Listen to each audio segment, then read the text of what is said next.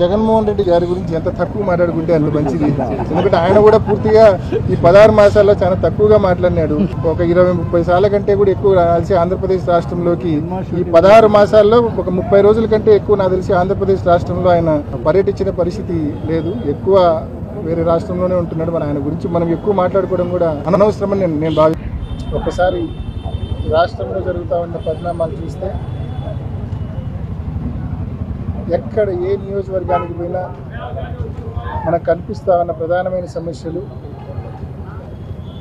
గతంలో రాజశేఖర రెడ్డి గారు చేసినటువంటి మంచి పనులు, ఆ తర్వాత జగన్మోహన్ రెడ్డి గారు తీసుకొచ్చినటువంటి గొప్ప సంస్కరణలు, ఇవన్నీ కూడా చంద్రబాబు నాయుడు గారి హయాంలో పూర్తిగా నిర్వీర్యం చేస్తూ ఉన్న పరిస్థితి వచ్చింది.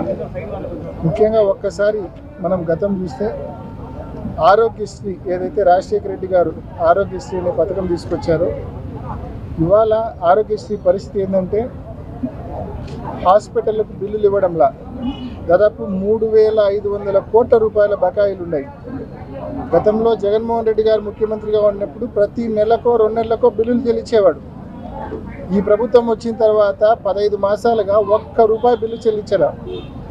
బిల్స్ అన్నీ అక్యుములేట్ అయిపోయినాయి. 3,500 కోట్లు నెట్వర్క్ హాస్పిటల్స్కి ఇవ్వాల్సినవి.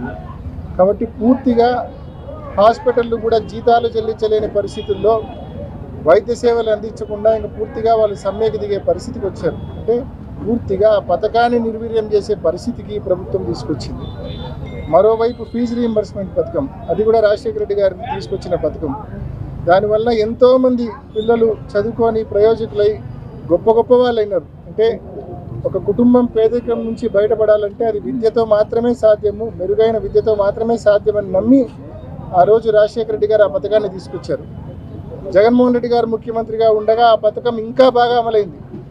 విద్యా దీవెన అంటే ఫీజు రీయింబర్స్మెంట్తో పాటు వసతి దీవెన కూడా జగన్మోహన్ రెడ్డి గారు కల్పించారు. అంటే హాస్టల్లో అకామిడేషన్కి సంబంధించి కూడా ఏడాదికి 20,000 రూపాయలు కల్పించారు జగన్మోహన్ రెడ్డి గారు. మరి ఇవాళ ఈ ప్రభుత్వం వచ్చిన తర్వాత ఈ 15 మాసాల్లో ఫీజు రీయింబర్స్మెంట్కి సంబంధించిన బిల్లులు బకాయిలు కాలేజీలకు చెల్లించకుండా పాస్డ్ అవుట్ అయిన విద్యార్థులు ఎంత ఇబ్బంది పడతా ఉన్నారంటే వాళ్ళు పోయి సర్టిఫికెట్లు అడిగితే యాజమాన్యాలు మాకు ఫీజు రాలా ప్రభుత్వం నుంచి, మీరు డబ్బులు కడితే మాత్రమే మేము మీ సర్టిఫికెట్లు వెనక్కి ఇస్తామని చెప్పి కాలేజీ యాజమాన్యాలు చెప్తా ఉన్నాయి. పిల్లలు డబ్బులు చెల్లించలేక వాళ్ళ తల్లిదండ్రులు ఇబ్బంది పడతా అప్పులు చేసి డబ్బులు చెల్లించి మరీ పిల్లల సర్టిఫికెట్లు ఇప్పిస్తూ ఉన్నారు. అంటే లక్షల మంది పిల్లలు డబ్బులు చెల్లించి సర్టిఫికెట్లు తీసుకోవాల్సిన పరిస్థితి.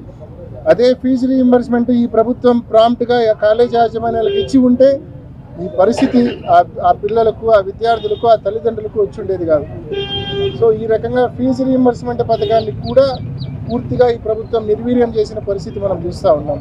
మరోవైపు జగన్మోహన్ రెడ్డి గారు స్వాతంత్రం వచ్చినప్పటి నుంచి 2019 వరకు మన రాష్ట్రంలో ఉన్న మెడికల్ కాలేజీలు కేవలం 12 మాత్రమే. అటువంటిది జగన్మోహన్ రెడ్డి గారు ఆ అవసరాన్ని గుర్తించి, మరీ ముఖ్యంగా రాష్ట్రం విడిపోయిన తర్వాత మెడికల్ కాలేజీల యొక్క అవసరాన్ని, ఆవశ్యకతను గుర్తించి వన్ షాట్ ఒకేసారి 17 మెడికల్ కాలేజీలు తీసుకొచ్చారు.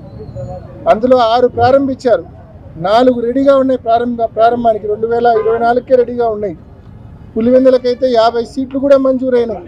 వచ్చిన సీట్లను వద్దని చెప్పి వెనక్కి రాసింది చంద్రబాబు నాయుడు ప్రభుత్వం. మరి ఈరోజు జగన్మోహన్ రెడ్డి గారు ప్రభుత్వం ఆధ్వర్యంలో ప్రభుత్వ వైద్య కళాశాలలుగా 17 కాలేజీలు తీసుకొస్తే అందులో 6 ప్రారంభిస్తే 4 ప్రారంభానికి సిద్ధంగా ఉంటే, మరి ఈరోజు చంద్రబాబు నాయుడు గారు ప్రారంభానికి సిద్ధంగా ఉన్న కళాశాలలన్నింటినీ కూడా పీపీపీ మోడల్ అంటే ప్రైవేట్ మోడల్లో తీసుకొస్తూ ఉన్నారు.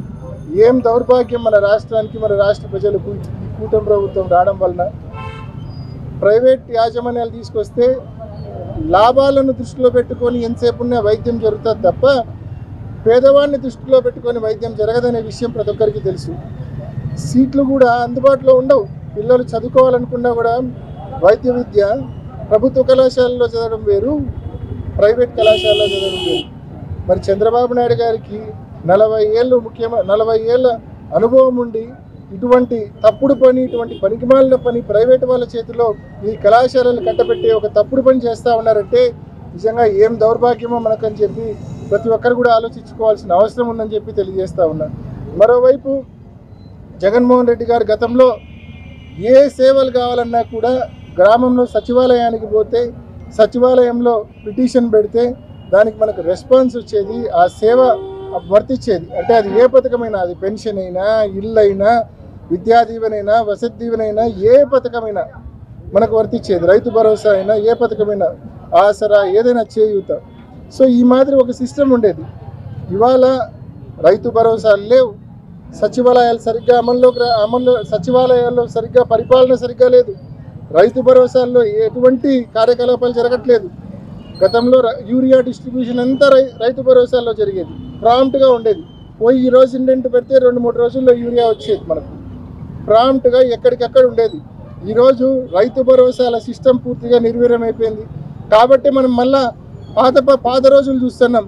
విత్తనాలు కావాలన్నా, ఎరువులు కావాలన్నా కిలోమీటర్ల క్యూలు ఉండేటివి ఒకప్పుడు. వడదెబ్బకు కొంతమంది రైతులు చనిపోయే వాళ్ళు కూడా పాత రోజుల్లో. మళ్ళా అదే పరిస్థితి ఇవాళ వచ్చింది.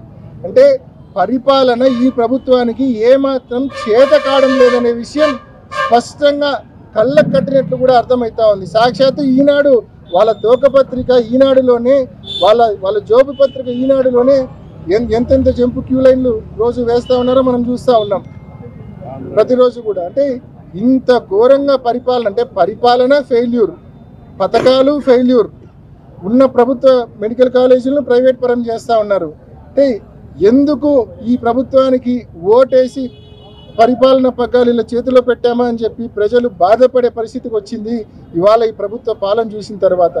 ఇప్పటికైనా ఈ ప్రభుత్వ పెద్దలను మనవి చేస్తూ ఉన్నాం, ఇప్పటికైనా మీ పద్ధతులు మార్చుకోండి, ఫీజు రీయింబర్స్మెంట్ బకాయిలు చెల్లించండి, ఆరోగ్యశ్రీ బకాయిలు చెల్లించండి, ప్రభుత్వ ఆధ్వర్యంలోని మెడికల్ కళాశాలను రన్ చేయండి, ప్రైవేటుకు ఇవ్వాలన్న మీ నిర్ణయాన్ని ఉపసంహరించుకోండి అని చెప్పి ఈ ప్రభుత్వాన్ని కోరుతూ, అదేవిధంగా రైతు భరోసాల్లో మళ్ళా పాత పద్ధతుల్లో విత్తనాలు కానీ ఎరువులు కానీ పంచే దిశగా మళ్ళీ పాత పద్ధతిలో వచ్చే విధంగా చర్యలు తీసుకోమని, ఈ ప్రభుత్వాన్ని పద్ధతులు మార్చుకోమని చెప్పి గట్టిగా హితవు పలుకుతా ఉన్నాం.